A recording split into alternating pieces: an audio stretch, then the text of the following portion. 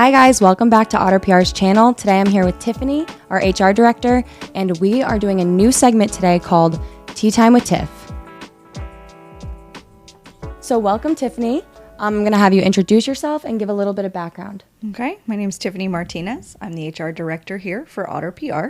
So I'm the one that's in charge of all of you guys. Yes. And it's an honor to have you guys. I have been in the human resources sector for over 15 years.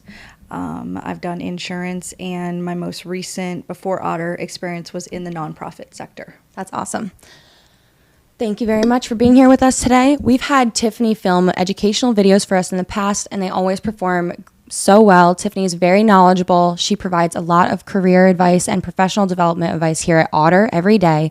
So we decided to make this segment to kind of give our audience a little bit more educational content and to answer some of those questions that you might be having when you first get started in a new position or just in the job market in general. Mm-hmm. All right, so that being said, let's get right into it, Tiff. Okay. I have our first question for us. So the first question is, what are common career development challenges and how do we overcome them?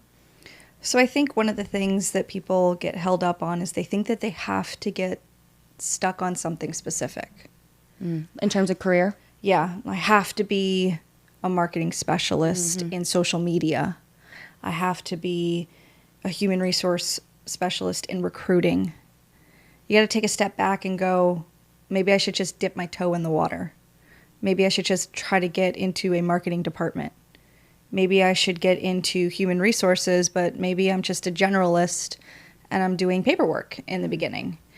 Sometimes you have to take a step back to make sure that it's something that you want to do, because if you're not enjoying it, it's a job, it's not a career. Right.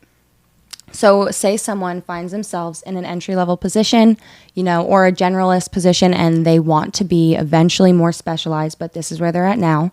What advice would you give them on collaborating maybe with someone within their department or at their job to kind of steer them towards where they would like to go in the future if they're interested in it being with that company?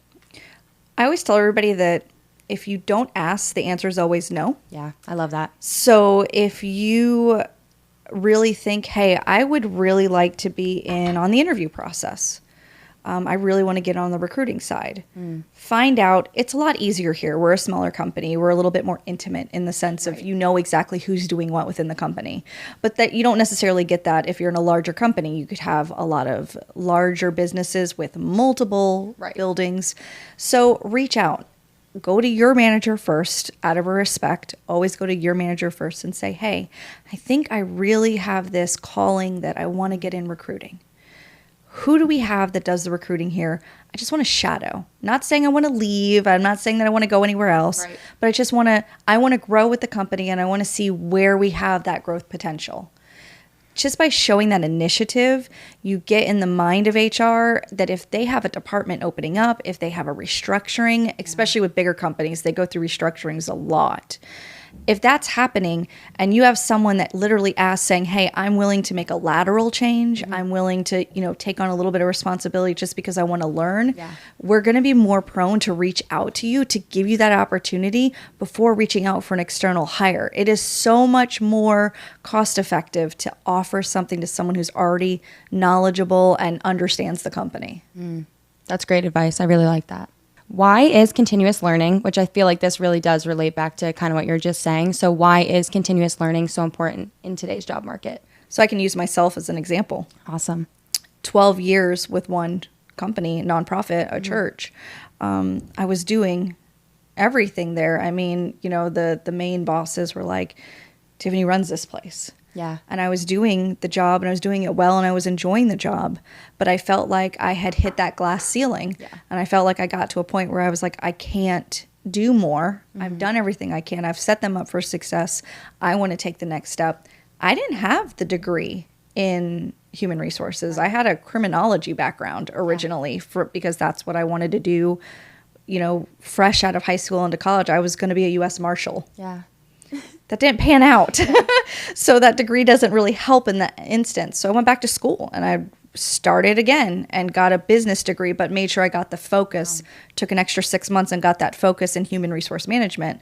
ended up loving the material, so I knew I was going to love the job. I was Yeah. already doing the job, but now I had the degree to support it. Exactly. So you were still at the church when you were getting this degree? Yes, I was working full-time and then going to school full-time. How was online. that for you? Is it a lot to balance? It was, especially because I have a family. I've got kids, got a husband. We have animals, lots of responsibilities. But when you want something, you figure it out. Yeah. You make it happen. And so that's what we were able to do. And my family supported me through it. And so I was grateful for that, because there were some nights where I was like, I'm going to fail this exam. I'm not going to do this well. And they're like, you've got it. You're fine. Yeah. So having that support group is a big thing. But once I got that diploma, I was then confident in myself, saying I can put myself out there a little bit. And I did. And I ended up finding Otter on accident. That's awesome. Yeah. Okay, so continuous learning, very important. Keep Very. yourself in. You want to just make sure your skills are sharpened no matter what. If you have intentions of staying at the place you're at forever, Yeah. still sharpen your skill set, because that's just valuable. It adds value for your company. Okay, so say you're working at a company and you have an interest in a course that you want to take and to pursue, a little bit more professional development or to specialize in something specific. What's your suggestion for kind of bringing that up to your manager? Do you think that's something you should bring up, and like most companies are open to that? Or is that more like, if that's your personal development goal, then kind of pursue it on your own? Like, what's your take on that? I always tell you you got to do what's good for you. You may start looking into something and realize that you don't like it. Right. Why set the tone with a company that you're happy and healthy and thriving with? Right. And then they say, oh, wait, you really want to be in this because we have a role open and you're going to it now. And then you're miserable. You don't want to do that. You want to try to be successful. You don't want to handicap yourself. Right. So I always tell everybody, look into it a little bit. I was very upfront with my employer, letting them know that I wanted to get this degree, that it was something that I wanted to do, and that I didn't know that once I was done, if that meant staying there. And I was grateful and lucky enough that didn't backfire on me. They supported me 1,000%. You don't know. Yeah. But what are you going to do? Again, it's always no if you don't ask. Right. So if that was to happen and you were to get, negative feedback, or Right. they're like, we don't really want you to, move. We want you to stay right here. You got to kind of take a step back and look at that inside, because every company that you work for should want you to grow Right. within that company. At least in my opinion, on a human resources side, I know sometimes we're viewed as the bad guy. And yeah, I have to fire people sometimes, and that's not fun. Yeah. It's never been a fun part of my job in any of the roles that I've been in. But I still want you to be successful, whether you're successful here or successful out in another role. My goal is for you as a human to be successful and to thrive and do the things that you need to do. And so whatever we have to do to get you there, if you're happy and you're thriving, you're going to want to come to work. Right. That it's a very Period. easy thing. If you're unhappy at your job, that's what's making it a job. Yeah, and I think that speaks to a lot of the reasons why we started this segment and why Tiffani is like the perfect person to host this segment and to be here for us, because not only is she giving us great professional advice for Otter and always at Otter, but she really does care about just our development as people and as professionals as well, and especially working with a lot of fresh, like, people who this is their first experience kind of in the job market, or fresh out of college, or first or second job out of college. It is really just so helpful to have someone that you can view as a mentor and go to for advice about these things. So this is a great resource, hopefully for our audience, and a great resource for us as well internally. So thank you so much. Of course. I have a couple more questions if we want to do a few more. Yeah, let's do it. All right, cool. So recently, off camera recently, we talked about time management, time blocking with Tiffani. So I would like to pick your brain here a little bit and ask you, what are some effective strategies for time blocking and time management that you can share? Everyone gets overwhelmed at work. That's part Right. of the job. If you're learning and you're growing, you hit a point where maybe you've gotten a new project or a new assignment or new duties, and now you're like, I can't do this. What do I do? Yeah. And I always try to think, okay, if we have something new, how are we going to fit it in, and how are we going to make it happen? How much time is it going to take? The only way to do that is to time block. And by time blocking, it literally is going onto your calendar and blocking your time out. It is that simple.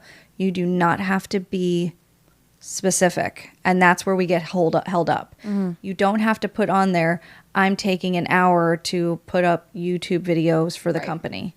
You can just block out an hour saying social media. That could be your TikToks. That could be your Instagram reels. That could be anything. Right. And that might be from 10 to 11.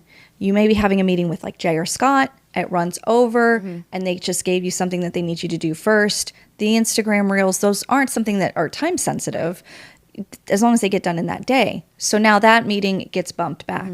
That's okay.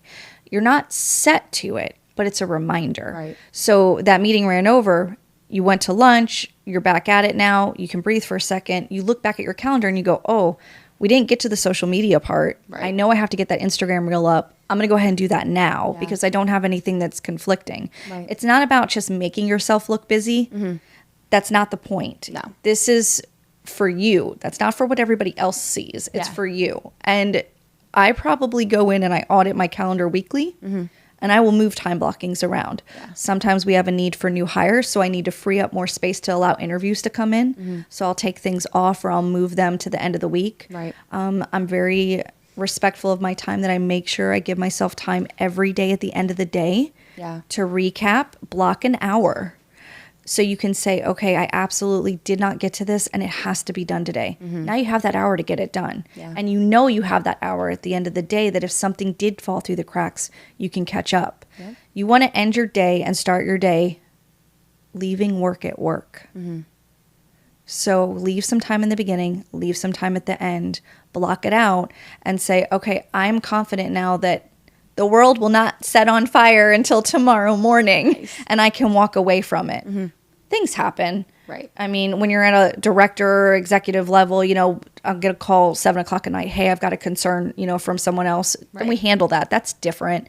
But that's also part of what I've strived to get to be in that director role because I wanted those extra responsibilities. But when you're first starting, especially by having that time blocking and setting those parameters early, you're just setting yourself up for success. Yeah. I agree. I definitely think so. We had a meeting with Tiffani recently where we kind of talked about this a little bit more in depth, but you're getting all the golden nuggets right now. So I think the takeaways that I had was, at first, anytime you start implementing something new, there's going to be like a little bit of like, is this, I don't want to say pushback. There's going to be some pushback. It's pushback. There's going to be hesitancy. It's pushback. Yeah. So just feeling out how to say it. So there's going to be some pushback. And basically at first I think I was nervous. Like, why are we doing this? It has really helped me because I'm also a very visual, I'm a to-do list every single day type of person. And so what it did for me was it took my to-do list to the next level of like, okay, not only am I listing out exactly what I have to do and what are my responsibilities, but I'm estimating how much time I think it's going to take me. And then I'm scheduling time for me to actually tackle those projects. And like you said, not being too specific definitely helps. Yes. Because when you're too specific, you can go, oh, I didn't get done all my posting, but I blocked off the time. What do I do? So I've not been like, you know, holding myself to an unreasonable standard. I change it after if I did something else during that time, but it definitely has helped me organize my thoughts, organize my week, and just kind of see actually like, okay, if this is everything I have to do in the week, where can I find the time to fit it in? It's like a fun puzzle. So it's definitely been valuable for me. And if you take anything away from this, definitely start trying to time block your calendar. It will just help you. It will just help you. Okay, it will. It will. It will. And pushback's normal, especially when something comes from human resources. Yeah. We are aware that you guys are scared of us and you don't need to be. At least not here at Otter. I try not to be the scary HR lady. Pushback is normal. That's a normal response because human beings are creatures of habit. And if you change someone's habit, they are going to immediately be defensive. Yeah. And that's okay. To ask questions. You can't be defensive and say, I'm not doing it. Right. That stunts your own growth. Yeah. And you don't want to do that. You want to be able to say, okay, I don't understand why you're asking this of me. Can you help me understand more? Yeah. Or like, what's the intention behind this? You know, is this to help me or is this? Yeah. You know, and you may still not understand it, but you can still give it a shot. Right. It's not going to, if it adds more stress, then you can at least come back and say, hey, this is actually putting a little bit more stress on me. And it might not work for every single person. I will definitely say, though, It's helping me. Good. Yeah. Good. Would you look at that? Looks like we have time for one more question. So, Tiffany. Tiff, what skills or qualities are crucial for long-term career success? That's a really good question. And you can say a few as well if you have more than one that comes to mind.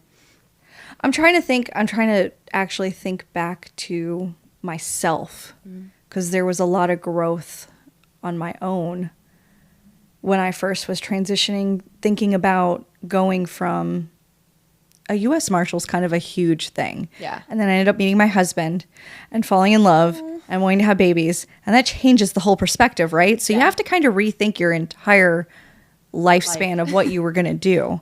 So I would think patience with yourself, Yeah. because you evolve and you grow as a human. I joke around and I say I really didn't know who I was until about 27. I evolved.